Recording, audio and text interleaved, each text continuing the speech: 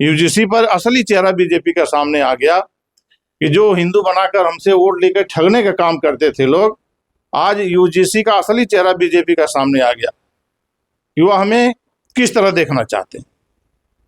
आज उनको कष्ट हो रहा है, लोग इस्तीफा दे रहे हैं। यह लोग सरकार में कैबिनेट मंत्री हैं और एक ही जनपद के हैं, तो जब यह लोग अपने में भाईचारा नहीं बना रहे हैं, अपने में नहीं एक हो पा रहे हैं, तो समाज की लड़ाई कैसे लड़ेंगे। यह दोनों कैबिनेट मंत्री चाहते, राजभर समाज का आरक्षण दिलाने की बात तो हमेशा करते थे और इसी सवाल को लेकर समाज को इकट्ठा करने का काम करते थे। और समाज की सोच थी कि चलिए हम इनके साथ खड़े होंगे, कभी सरकार बनेगी तो निश्चित रूप से हमें आरक्षण दिलाने का काम करेंगे। लेकिन इनको समाज के हित से कोई मतलब नहीं है, अपने परिवार से, अपने बेटे से मतलब है कि हमारे बेटे को टिकट मिल जाए, हमारा बेटा एमएलसी बन जाए, राज्यसभा बन जाए। नहीं तो अगर यह राजभर समाज के सच्चे हितैषी होते या लोग, तो यह लोग आज इस्तीफा दे देना चाहिए। हम लोग पूरा SC ST OBC यूसी के समर्थन में हैं, हम लोग पुरजोर समर्थन करेंगे। इसलिए समाजवादी पार्टी की सरकार अगर हमारे ऊपर, हमारे आरक्षण के ऊपर, हमारी लड़ाई को लड़ा हमारे ऊपर विचार कर रहे हैं, तो आगे जब भी समाजवादी पार्टी की सरकार बनेगी तो निश्चित रूप से हम सभी लोग मिलकर राजभर समाज को आरक्षण की व्यवस्था दिलाने का काम करेंगे।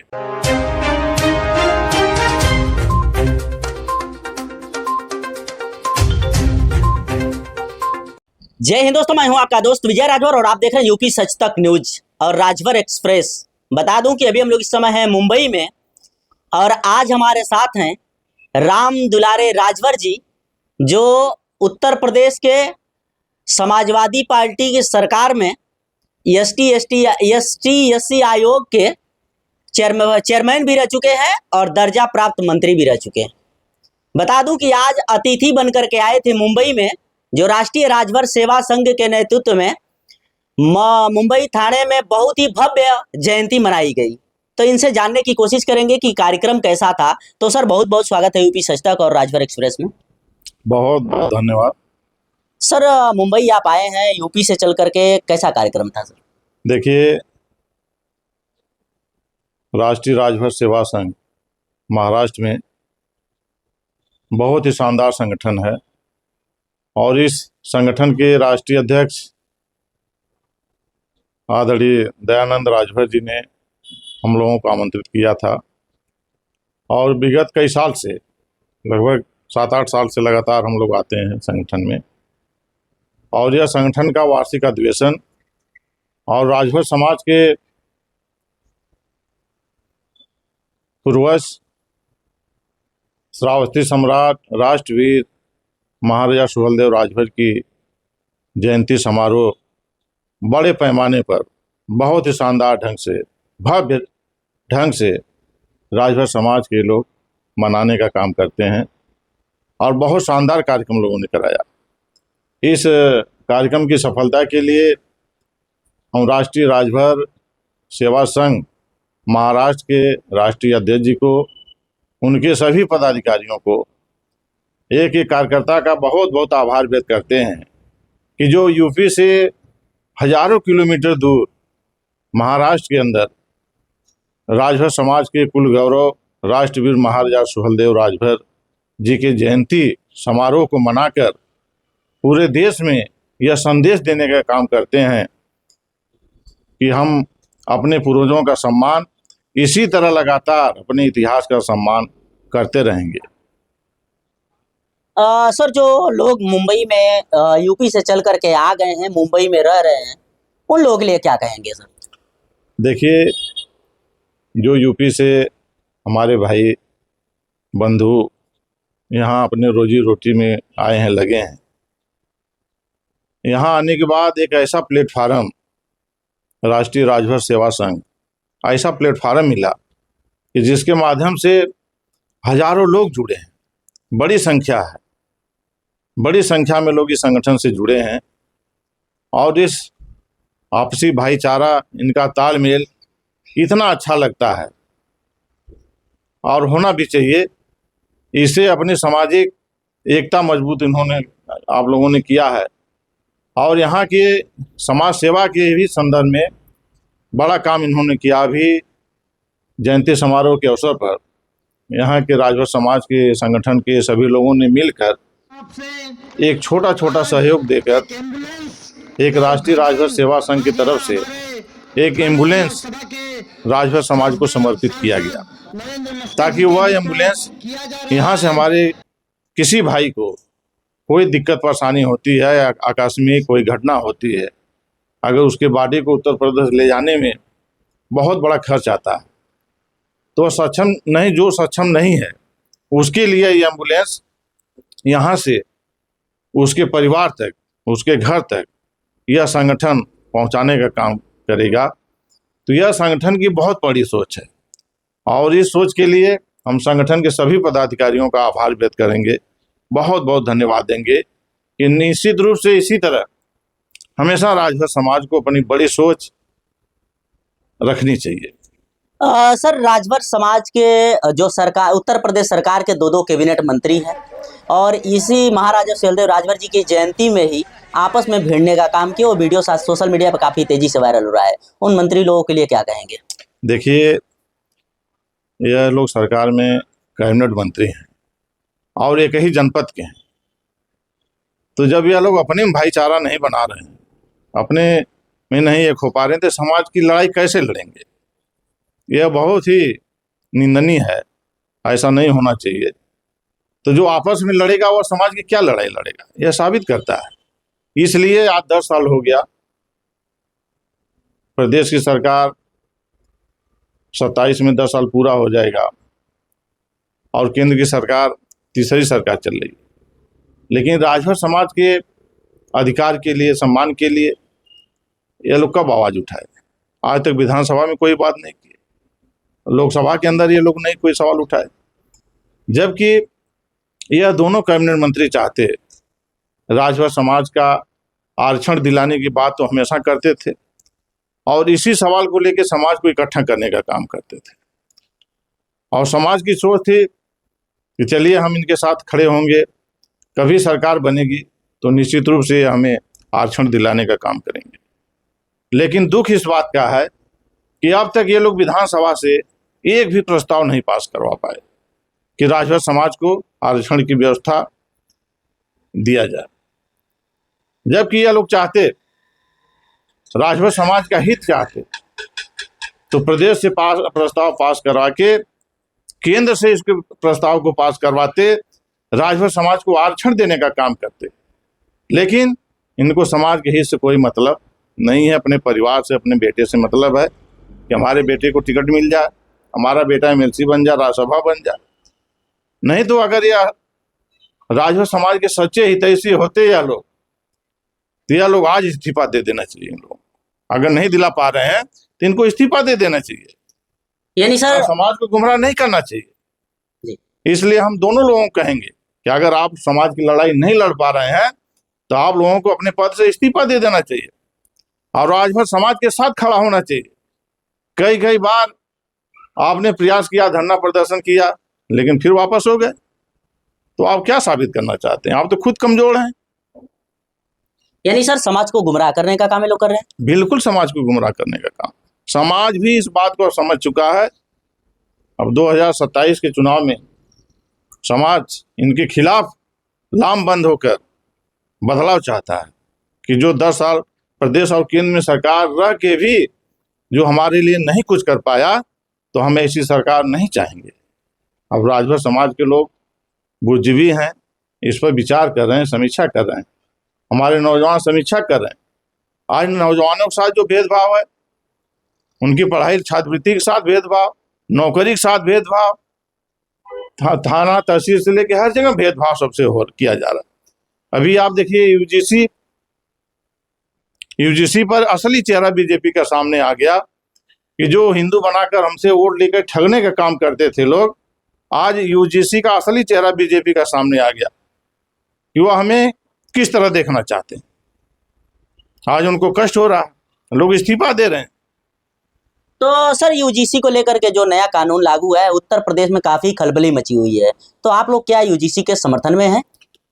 हम लोग पूरा SC ST ओबीसी यूसी के समर्थन में हैं और हम लोग पुरजोर समर्थन करेंगे, इसलिए कि इसमें जो सम्मान कमेटी में यूसी एससी एसटी ओबीसी के लोगों को मिला है तो निश्चित रूप से मिलना चाहिए। ये सर आप अभी कहे हैं कि ये दोनों मंत्री को इस्तीफा देना चाहिए अगर आरक्षण नहीं दिलवा पा रहे हैं, तो फिर समाज किसके ऊपर भरोसा करेगा, किसके ऊपर भरोसा करे कि आरक्षण हमें दिलवा सकते हैं? देखिए, भरोसा हम उसी के ऊपर कर सकते हैं कि जो हमारी लड़ाई लड़ा है। आप लोगों को याद होगा 5 अक्टूबर 2005 में समाजवादी पार्टी की सरकार थी। उस समय श्रद्धेय नेताजी उत्तर प्रदेश के मुख्यमंत्री थे और उन्होंने विधानसभा से इस प्रस्ताव को पास करके 3 बार कैबिनेट केंद्र की सरकार को भेजने का काम किया था। लेकिन जब केंद्र सरकार में नहीं हुआ तो 10 अक्टूबर 2005 को उन्होंने कैबिनेट के पावर से राज्यपाल माननीय महामहिम राज्यपाल की सहमति से उन्होंने उत्तर प्रदेश के अंदर शासनादेश जारी किया था कि 17 जातियों को अनुसूचित जाति में शामिल करके प्रमाण पत्र जारी किया जाए। और वह प्रमाण पत्र जारी हो रहा था। करीब हजारों लोगों ने प्रमाण पत्र बनवाया, उसमें सुविधा भी मिल रही थी। लेकिन कुछ लोग जिनको यह अच्छा नहीं लगा वह हाई कोर्ट में जाके लेके इसको रोकवाने का काम किए थे। तो इसलिए कि जो हमारी लड़ाई को, जो पार्टी, जो सरकारें हमारी लड़ाई को लड़ी हैं, तो हमें उनके ऊपर भरोसा करना चाहिए और निश्चित रूप से वही हमें दे सकते हैं। तो इसलिए समाजवादी पार्टी की सरकार अगर हमारे ऊपर, हमारे आरक्षण के ऊपर, हमारी लड़ाई को लड़ा, हमारे ऊपर विचार कर रहे हैं, तो आगे जब भी समाजवादी पार्टी की सरकार बनेगी तो निश्चित रूप से हम सभी लोग मिलकर राजभर समाज को आरक्षण की व्यवस्था दिलाने का काम करेंगे।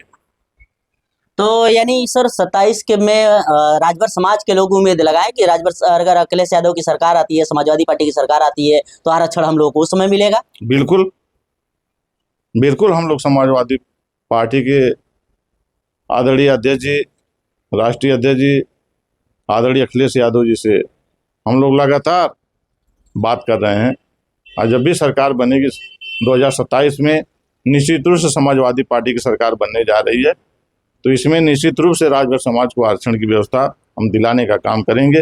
बस राजभर समाज के लोगों से अपील करेंगे कि 2027 में आप सभी लोग सहयोग करके उत्तर प्रदेश के अंदर भाजपा को हटाइए और समाजवादी पार्टी की सरकार को बनाइए और अपने हक, अधिकार, सम्मान को लेने का काम करिए।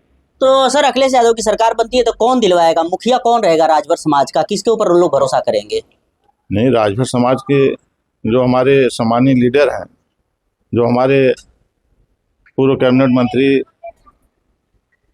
अम्बेडकर नगर के सम्मानीय विधायक आदरणीय रामाचल राजभर जी हैं, हमारे सलेमपुर लोकसभा के सम्मानीय सांसद आदरणीय रमाशंकर राजभर जी हैं, हमारे दीदारगंज विधानसभा के सम्मानीय विधायक आदरणीय कमलाकांत राजभर जी हैं, हम लोग हैं और भी हमारे जितने वरिष्ठ लोग हैं, हम सभी लोग मिलकर माननीय राष्ट्रीय अध्यक्ष जी से लगातार हम लोगों की चर्चा, बातें इस पर चल रही है और सरकार बनने के बाद निश्चित रूप से राजभर समाज सहित अन्य पिछड़े समाज के जितने भी लोग हैं सबको सम्मान और अधिकार माननीय राष्ट्रीय अध्यक्ष जी देने का काम करेंगे। सर अभी किस हिसाब से अभी 27 में आप लोग कैसे चुनाव लड़ेंगे, किस मुद्दा पे चुनाव लड़ेंगे? देखिए, 2027 के लिए उत्तर प्रदेश के लिए हमारे पास बहुत मुद्दे हैं। जैसे पहला तो महंगाई है। महंगाई देखिए कितनी चरम सीमा पर है, बेरोजगारी है और शिक्षा को इतना महंगा कर दिया गया है कि अब एससी एसटी ओबीसी समाज के लोग चाहते हुए भी अपने बच्चों को आगे पढ़ाई, हायर एजुकेशन में नहीं पढ़ा पा रहे हैं। तो इस तरह तमाम शोषण, अत्याचार, अभी देखिए राजभर समाज का पूर्वांचल में सबसे ज़्यादा हत्या राजभर समाज के नौजवानों की हो रही है। चौहान समाज के, मौर्य समाज के,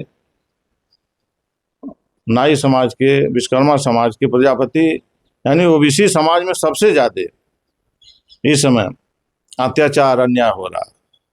तो इसलिए पूरे प्रदेश के हमारे पीडीए समाज के लोग, SC ST OBC समाज के लोग इस बीजेपी सरकार से काफ़ी नाराज हैं। इसलिए परिवर्तन चाहते हैं कि हम लोग समाजवादी पार्टी की सरकार बनाकर,